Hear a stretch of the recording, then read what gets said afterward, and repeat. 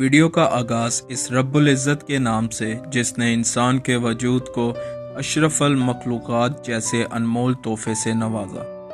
السلام علیکم، social Cs میں آپ سب کو خوش آمدید کہتے ہیں۔ ویڈیو کو شروع کرنے سے پہلے آپ سب سے ایک چھوٹی سی گزارش ہے۔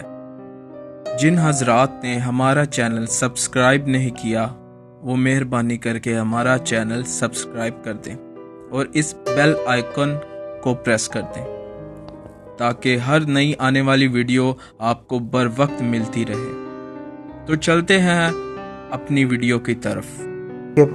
لوگوں میں مشہور ہے کہ گالی دینے سے وضو ٹوٹ جاتا ہے یا گالی دینے کے بعد نماز نہیں پڑھ سکتے جب تک وضو دوبارہ نہ کر لو۔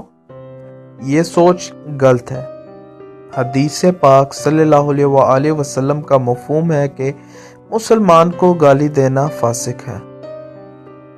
اصل میں ہندوؤں کے مذہب میں یہ عقیدہ ہے کہ جب کوئی گالی دے یا منہ سے ایسے الفاظ نکالے جو ہندو مذہب میں برے اور گناہ کے سمجھے جاتے ہیں تو اس شخص کی آتما یعنی روح ناپاک ہو جاتی ہے اور وہ تب ہی پاک ہو سکتی ہے جب وہ گنگا دریا میں غوطہ لگائے گا۔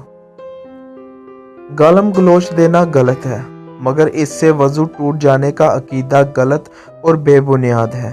وضو کے ٹوٹنے کا گالی سے کچھ لینا دینا نہیں، مگر گالی دینا بہت بڑا گناہ کا کام ہے جسے دوسرے کا تو کچھ نہیں بگڑتا مگر گالی دینے والے کے گناہ میں اضافہ اور شخصیت کا وقار ختم ہو جاتا ہے۔ اللہ تعالی ہم سب کو ہدایت فرمائے، آمین یا رب اللہ۔ دوستو، چلتے چلتے ہمیشہ کی طرح وہی ایک آخری بات عرض کرتا چلوں کہ اگر کبھی کوئی ویڈیو کال، واقعہ، کہانی یا تحریر وغیرہ اچھی لگا کرے تو مطالعے کے بعد مزید تھوڑی سی زحمت فرما کر اپنے دوستوں سے بھی شیئر کیجیے اور اپنی فیملی ممبر سے بھی شیئر کیجیے۔ یقین کیجیے اس میں آپ کا بامشکل ایک لمحہ صرف ہوگا، لیکن ہو سکتا ہے اس ایک لمحہ کی اٹھائی ہوئی تکلیف سے آپ کے شیئر کردہ تحریر ہزاروں لوگوں کے لیے سبق آموز ثابت ہو۔